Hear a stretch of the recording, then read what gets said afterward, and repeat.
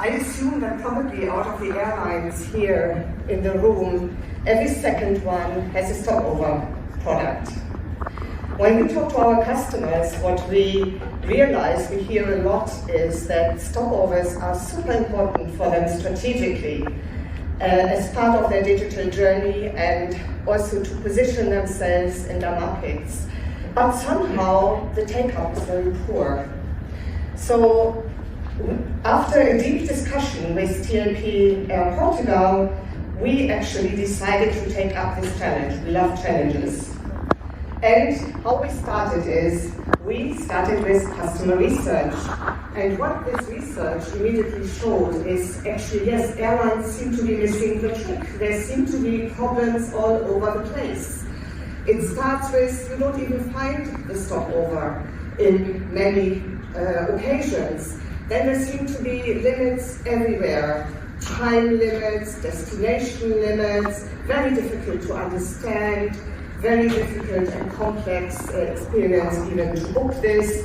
And in addition to all of this airline jargon all over the place, what should the customer bother about multi-city stopover in itself? They just want a great experience and think about holiday inspiration or whatever their goals for their trip are.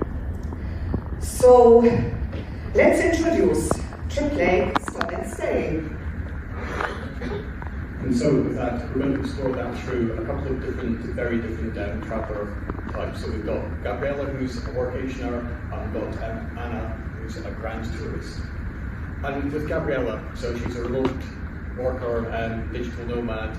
She likes to spend a month here, a month there, exploring the world.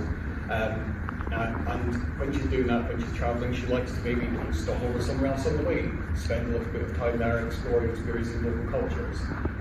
With Anna, it's slightly different. Anna is a 76-year-old grandma and a social media star in Brazil. She wants to absolutely visit her son and grandchildren in Dublin. But she hasn't traveled a lot. She's got a few physical issues. She can't stand too long, she can't walk too long distances. And she hasn't really a big budget. So what does it mean for her?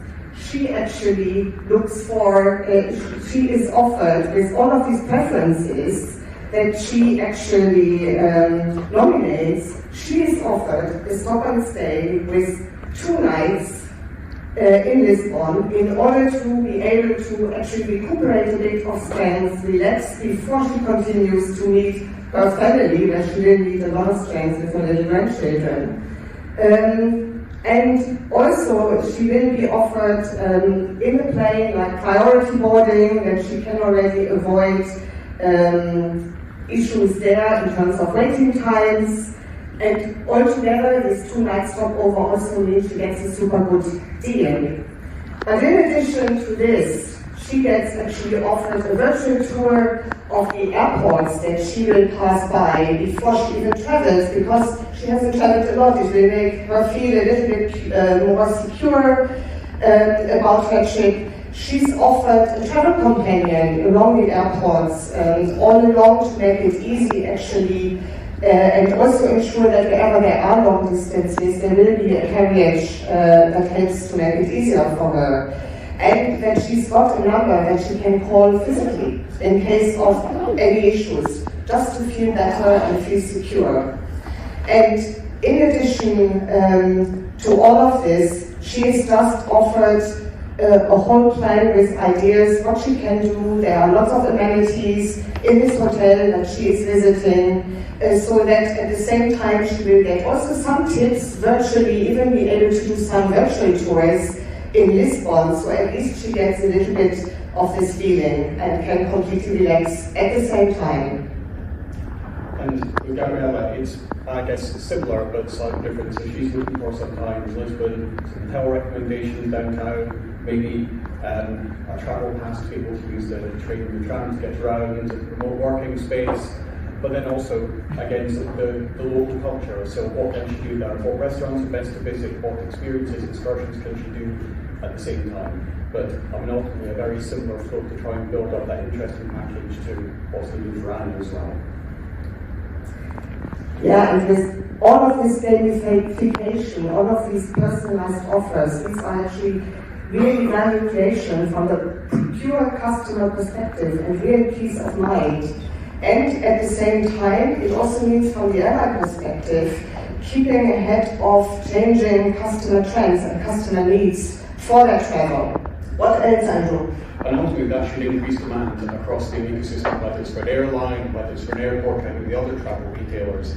And there's an opportunity for these kind of ideas and experiences to, the opportunity to differentiate what you're offering compared to others. It helps to build awareness of different destinations, engage local stakeholders, the products you can supply to your customers, and ultimately it's to drive more direct bookings, potentially more flight revenue, ancillary revenue, other product revenue as well.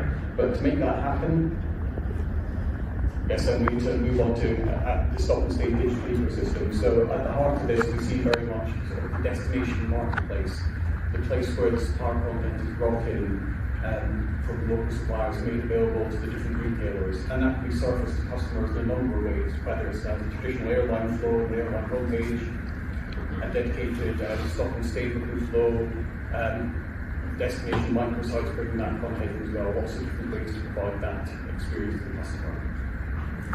And there's a lot more into this. It's great to see actually this is not just a dream for customers, but all of this is possible with modern retailing. And in the marketplace, automatically you can combine the different travel ecosystems already.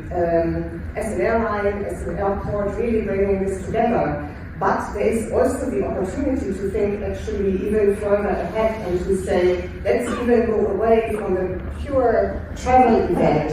Why not offer, whether it's Anna or Gabriela, why not offer them what they are looking for, even when they don't travel? Why not offer them their food delivery? Why not offer them, if they love art, some virtual museum tours, or even just packages, buying some art which they can order to their home. It's basically limitless. There are lots of opportunities, and suddenly you become part of their life. You will understand new trends.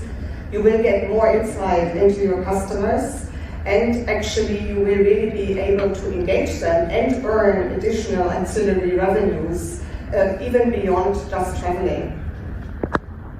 And in the end, everything could be a product. And the customer is going to buy a bundle which consists of at least one product max.